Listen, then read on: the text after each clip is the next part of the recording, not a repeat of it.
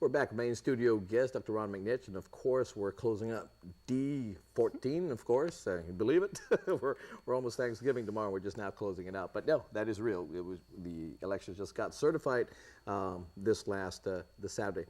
So, Doc, actually, since the onset, you know, you were polling. Your students were polling, of course, gubernatorials as well as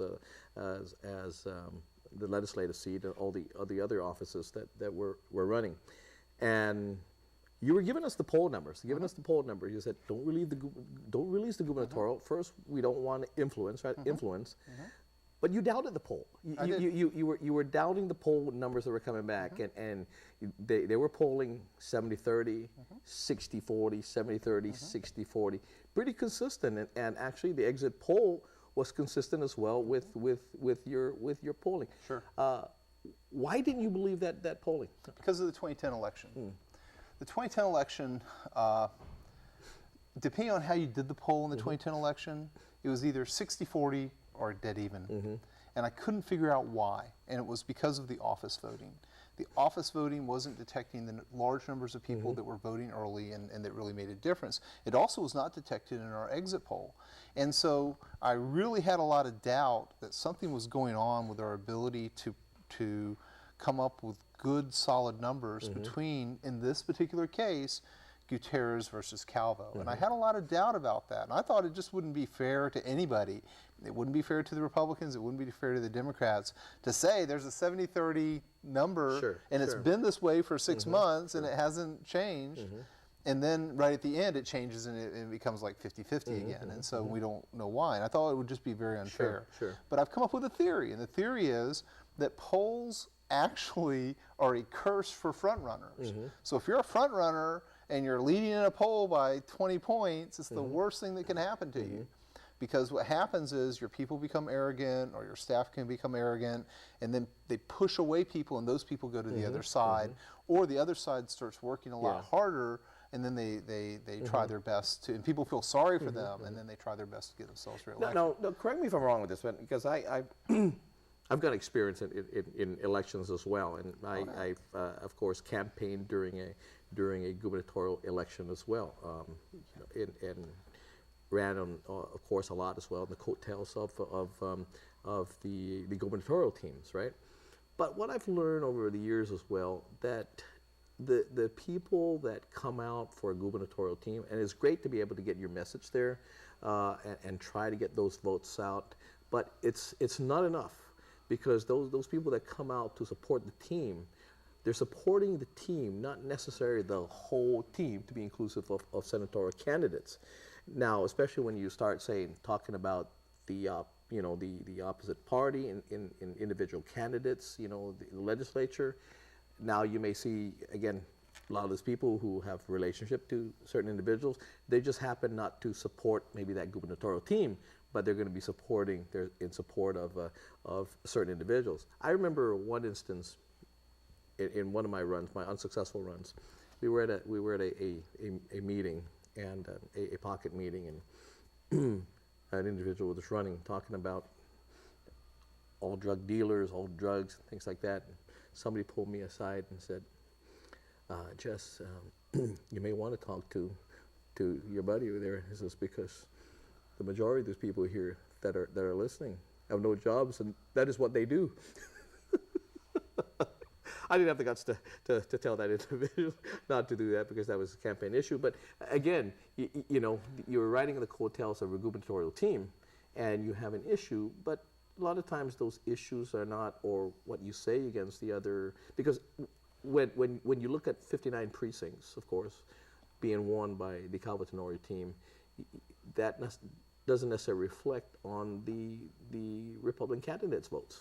Yeah, I think it's feeling over logic or thought. That is, people vote for governor for who they like the most in terms of their own personal relationships.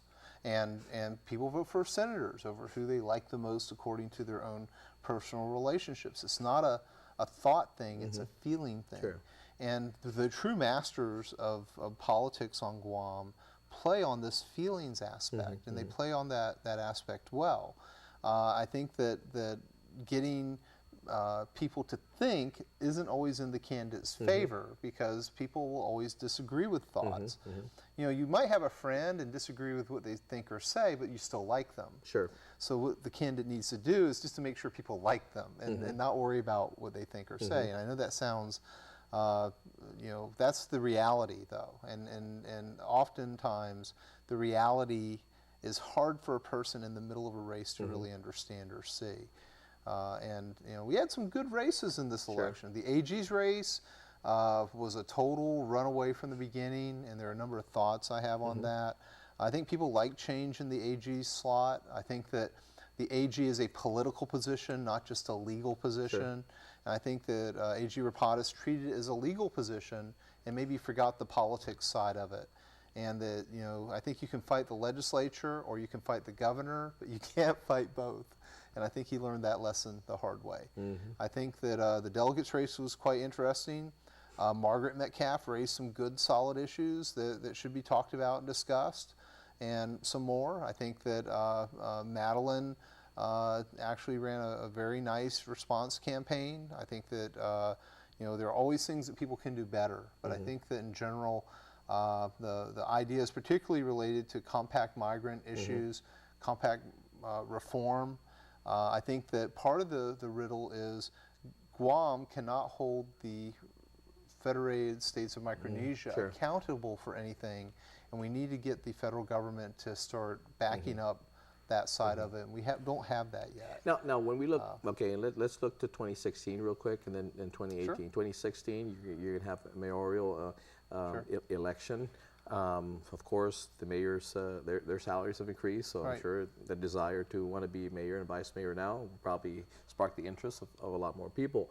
But I've noticed that, you know, some former Democratic mayors endorse Republican senators at this point. Should those mayors, do you think some of these Democrats will start going back home again in 2016? And then what does 2018 look like? How is it looking like for 2018? Because anybody that's going to run in 2018 now for Adelup would not be holding the governor's office right now.